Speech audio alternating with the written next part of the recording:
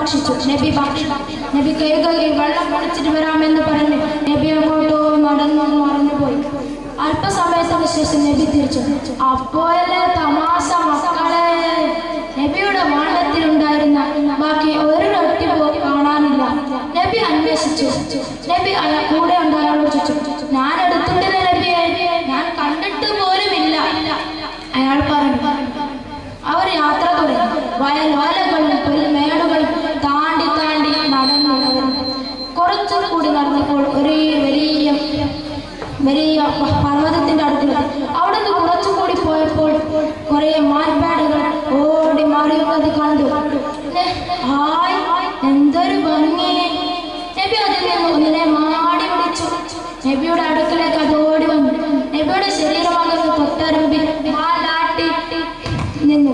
നബി അതിനെ പിടിച്ച് അറുത്ത് മാംസമാക്കി വേവിച്ചെടുത്തു. നബി അതിനെ ഭക്ഷണം തുടങ്ങിയപ്പോൾ അത്യാഗ്രഹിയായ മനുഷ്യൻ നബിയുടെ കൂടെ വാരി വലിച്ചു തിന്നാൻ തുടങ്ങി. എന്നിട്ട് അവർ ഭക്ഷിച്ച എല്ലുകളെല്ലാം ഒരുമിച്ച് കൂട്ടി. എന്നിട്ട് നബി അതിനെ ചൂണ്ടിക്കൊണ്ട് ഇങ്ങനെ പറഞ്ഞു, അള്ളാഹുവിന്റെ അനുമതിയാൽ നീ പഴയ രൂപം പ്രാപിക്കൂ. സുബ്ഹാനല്ലാഹ്, അത്ഭുതം തന്നെ. അത് പഴയ രീതിയിൽ മാറായിരിക്കും. ശരീരം ഒന്ന് കുളിക്ക്. മാൻകൂട്ടത്തിലേക്ക് ഓടി മറഞ്ഞു. നബി എന്നിട്ട് ആ മനുഷ്യനോട് ചോദിച്ചു, എന്നെയെങ്കിലും പറ മനുഷ്യ, നേരത്തെ ആ റൊട്ടി കണ്ടത് ആരാ? ഞാനല്ല നബിയെ. അയാൾ തീർത്തും പറഞ്ഞു. അവർ യാത്ര തുടങ്ങി. നടന്ന് ചാവുകടലിന്റെ തീരത്തെത്തി. അവിടെ നിന്ന് കുറച്ചുകൂടി നടന്നപ്പോൾ ഒരു വലിയ മണൽക്കൂമ്പാരം കണ്ടു. നബി അതിനെ ചൂണ്ടിക്കൊണ്ട് ഇങ്ങനെ പറഞ്ഞു, അള്ളാഹുവിന്റെ അനുമതിയാൽ നീ സ്വർണമാകൂ. മാഷാ അല്ലാഹ്, അത്ഭുതം തന്നെ. അത് വലിയ സ്വർണക്കൂമ്പാരമായിരുന്നു. അത്യാഗ്രഹിയായ മനുഷ്യൻ നബിയോട് ചോദിച്ചു, എന്താണെന്ന് ചോദിച്ചതെന്ന് അറിയേണ്ട സുഹൃത്തുക്കളെ, ഈ സ്വർണം ആർക്കുള്ളതാണ്?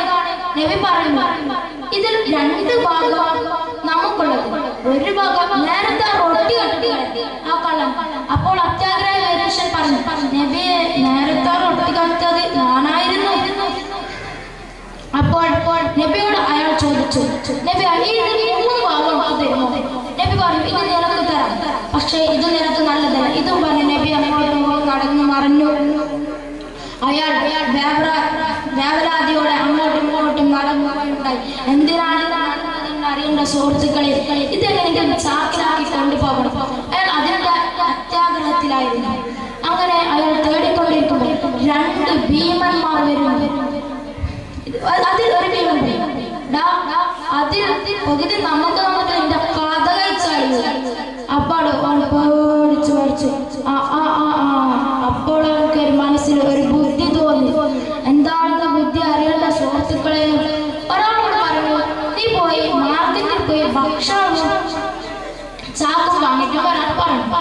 അയാൾ മാർക്കറ്റിലേക്ക് യാത്ര തുടങ്ങി. മാർക്കറ്റിൽ പോയി അയാൾക്ക് വേണ്ടുന്ന ഭക്ഷണം സാധനം കഴിച്ച് ബാക്കിയുള്ളവർ ഭക്ഷണത്തിൽ വിഷം ചേർത്ത് ചാക്കുമായി അയാൾ വന്നു.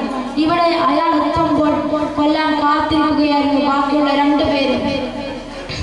അയാൾ അവിടെ അയാളുടെ മേത്ത് ചാടി വീഴും. എല്ലാം പെട്ടെന്നായിരുന്നു. അങ്ങനെ ഒന്നാമത്തെ കഥ കഴിച്ചു. അങ്ങനെ ബാക്കിയുള്ള 2 ആളെ അത്യാഗ്രഹിയായ പറഞ്ഞു, നമുക്ക് ഭക്ഷണം കഴിക്കാം, എന്നിട്ട് മതി ഇത് ചാക്കിലാക്കേണ്ടത്. അപ്പോൾ അവർ ഭക്ഷണം കഴിക്കാൻ കഴിയും. എന്ത് ഭക്ഷണമാ കഴിക്കുന്ന അറിയോ സുഹൃത്തുക്കളെ? വിഷം ചേർത്ത മലിനമായ ഭക്ഷണം. അവർ ഭക്ഷണം കഴിച്ചു. വയറല്ലാണ്ട് വേദനിക്കുന്നു. അവരങ്ങനെ പിടഞ്ഞു വീണു. ഇപ്പോൾ മനസ്സിലായ സുഹൃത്തുക്കളെ, കളവെപ്പോഴും അനർത്ഥത്തിൽ സംഭവിക്കുമെന്ന് ഇത്രയും പറയാൻ കൊച്ചു കഥ നിർത്തുന്നു. അസ്സലാമു അലൈക്കും.